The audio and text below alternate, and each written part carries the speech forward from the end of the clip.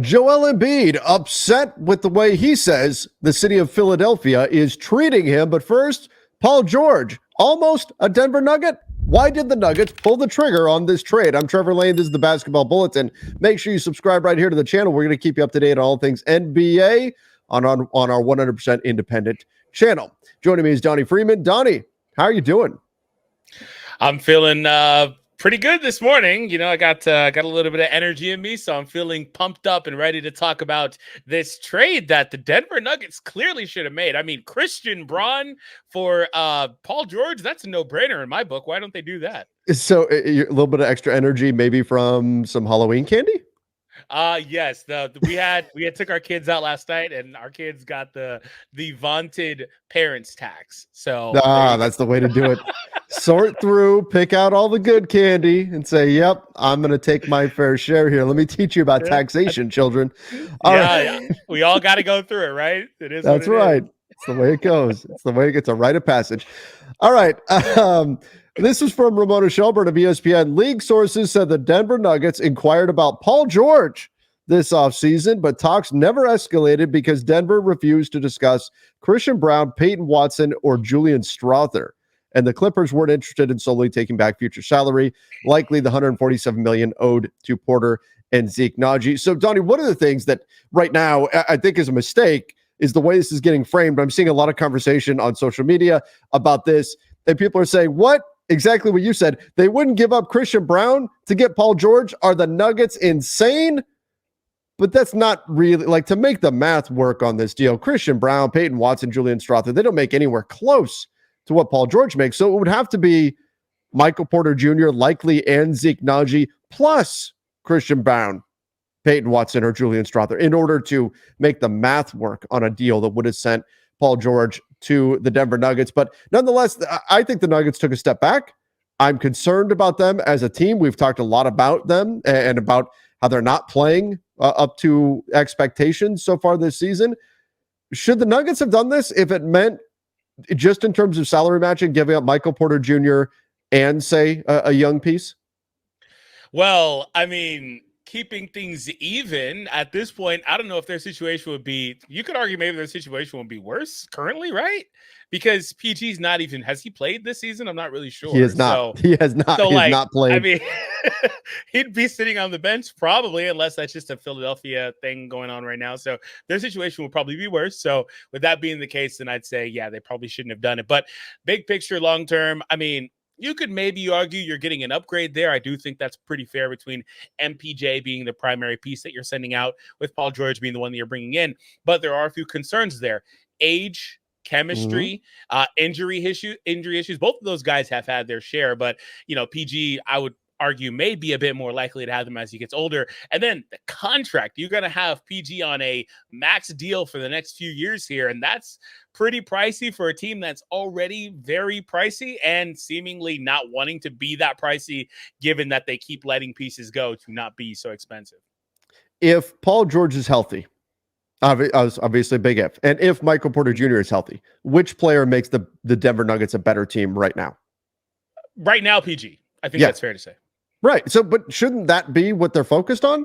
Is you've got Nikola Jokic right now. You've got Jamal Murray right now. I've got concerns about him, but you've got him. You've got Aaron. You've committed. If Paul George makes your team better right now and gives you a chance to win a championship, shouldn't they be doing this sort of thing? Or do you think the Denver Nuggets are just thinking, you know what, let's do what the Warriors tried to do a few years back. Let's do a 2 timeline thing, which we know how that worked out for Golden State. Spoiler alert, it didn't. And we try to have young pieces for the future and win right now. Are they making a mistake by not going all in to get a guy like Paul George right now and try to win this season? Couple things really quick on that piece. 2 things. I feel like most of the league is doing the 2 timeline thing right now, and they should be because of the new CBA.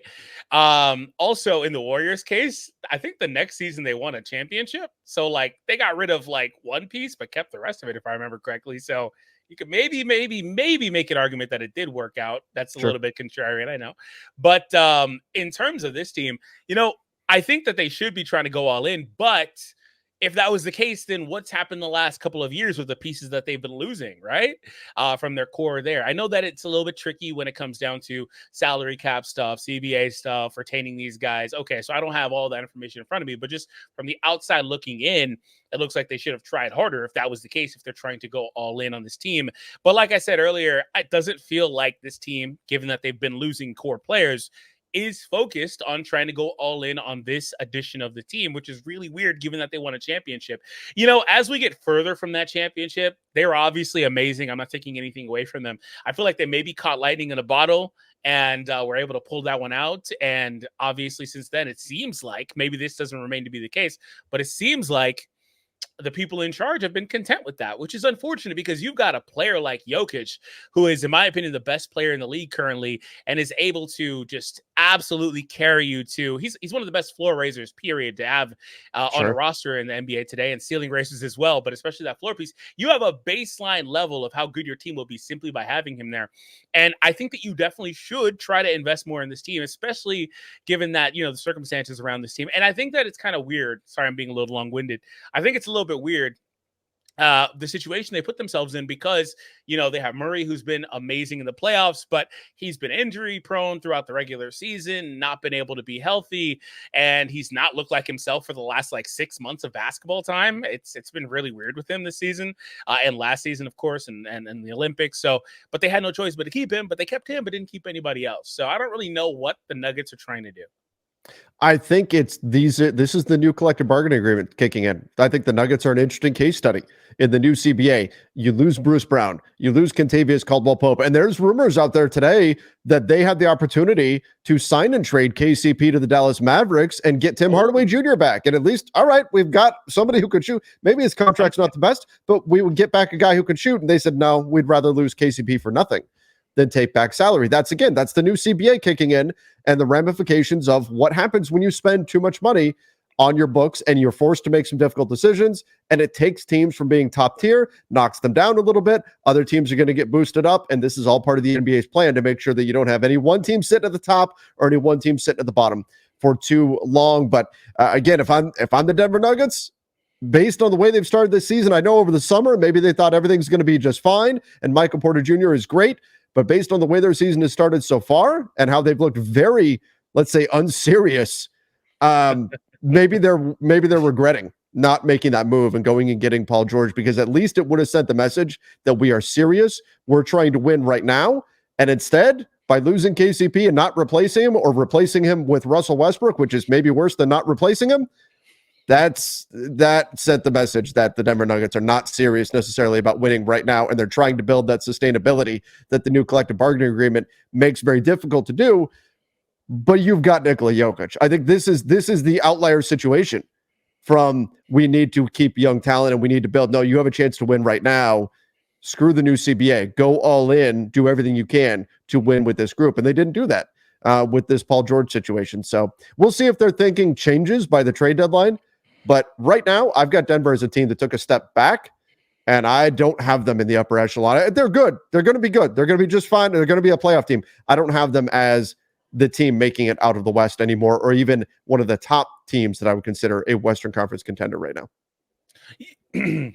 Yeah, that makes sense. I actually don't know if they replaced KCP, because Russ is more of a Reggie Jackson replacement. I don't know that they replaced anybody in that spot for this team. And that's a huge loss, given that that's the case. And that's part of the reason why they're struggling here. I do expect them to rebound pretty good, obviously, but I don't really expect them to be a team that comes out of the West at this point either. All right, let's get to Philly, which is where Paul George did land. Hasn't quite played yet. Apparently he's practicing. He's looking great in practice. Same thing with Joel Embiid. They're practicing really well, but they are not actually playing. Well, Joel Embiid, after Nick Nurse a few days ago shut down any questions about Joel Embiid, saying, no, we're only answering what we put out our update. Now, the 76ers did get fined for the way they've handled the Joel Embiid situation. So that probably had something to do with Nick Nurse being so determined to not talk about Joel Embiid or their timeline or anything like that. But Embiid came out and talked to the media and frankly was annoyed that anyone would question why it's taking so long for him to get it back on the floor, saying, and I'm paraphrasing, but saying, I've done too much for this effing city for to be treated like this. He mentioned coming back early from other injuries in the past. But when he says, I've done too much for this city, I mean, winning an MVP where he certainly hasn't brought championships. So what's Joel Embiid talking about? Does he have a right to be annoyed that people are wondering where he's at? And so it's the fans that are wondering where he's at. Is that what he's talking The about? fans, Here? media, everybody's questioning where is Joel Embiid, and it's the lack of information. I think and this is not necessarily Embiid. This could be on the organization as well. Because what happens is if you don't control the narrative is going to control you. So if you decide, no, we're not going to say what's going on with Joel Embiid. We're going to play coy. We're going to make it all really vague. Well, guess what? People start to fill in the blanks. That's what happens, right or wrong. That's the way it goes. People start to fill in the blanks and they start questioning what's really going on here. Why do we not seem to be getting the full story? And then you get people questioning, where's Joel Embiid? And that gets him upset. But that's also what happens when you're an MVP caliber player and you're not on the floor. Most of the big topic is going to be, where is this guy? Because they're losing games. So personally, if anything, he should be not surprised that people are wondering where he's at. Mm-hmm. He's kind of important to this team. Yeah, that's why I kind of asked the question of whether it was like a local thing or a worldwide thing. And I think it is worldwide, obviously, but I wonder if to him, he took it as more of like, why is the city asking this? Like people from the city asking this, which you're right. I don't think he should be surprised either way. You're freaking Joel Embiid. You're one of the best players in the world. You're obviously everyone wants to see you play, especially when they're struggling to win without you. That's a no-brainer. That's common sense. He shouldn't be surprised. I think for him, he took the approach of like, I've done too much for this city.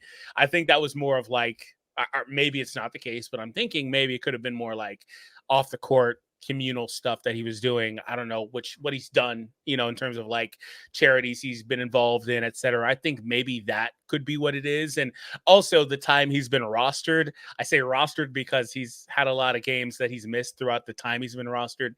But he's been around for a long time, regardless of the success that they have or haven't had as a team, not making it to the Western or Eastern Conference Finals even once. Obviously not a championship or a championship game. So it's kind of a little bit of both, but I do think that he shouldn't be surprised. Like you said, it's pretty obvious that everyone wants to see you out there. Probably no one more than the fans of the team. So I don't know. Well, here's the thing. Early in the season, every single game feels like it matters that much more because we haven't had basketball in months and months and months. People are starving for basketball. And so what happens is every single game, that the small sample size that we have gets overanalyzed. If this was in January and Joel Embiid misses 5 games, people would be questioning it, but it wouldn't be like right now where everybody's, oh my God, because everybody's hyper-focused on every single game. But this is also the problem. The 76ers are 1-3.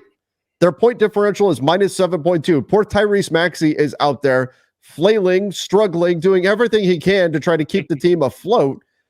And if you're a Sixers fan and you're watching these games, it's impossible not to say, where is Joel Embiid? If they were 4-0 right now, people would be giving him plenty of grace. They'd be saying, well, you know what? We're winning without him. Heal up, Joel. Do what you need to do, and let's make sure you stay healthy. But right now, we're doing okay. They're not. They're getting crushed without him.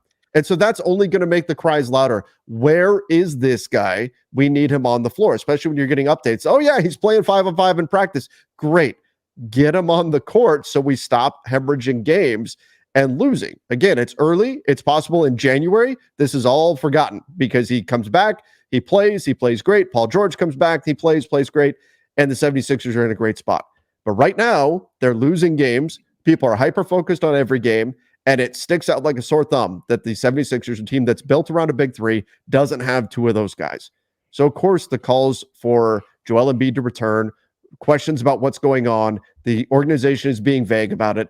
People are going to wonder what's happening. But Joel Embiid apparently takes offense to all of that and says, oh, I've done too much for this city for that. No, Joel, your team's losing. People are going to want to know, where is this guy and why is he not on the floor? If the team came out and said, hey, he's really injured and this is exactly what's going on, people might back off. But that's not what they're getting. And so to me, it's no surprise at all that this is the situation the 76ers are in. Yeah, definitely. I agree with everything you said there. Joel, just get on the court sooner than later, but ideally after that Laker game. Because like I said the other day, him and Paul George are gonna mess around and play that Laker game. You look at their schedule, you know. It's the Kevin Nash gif standing up out of the wheelchair. Look at this.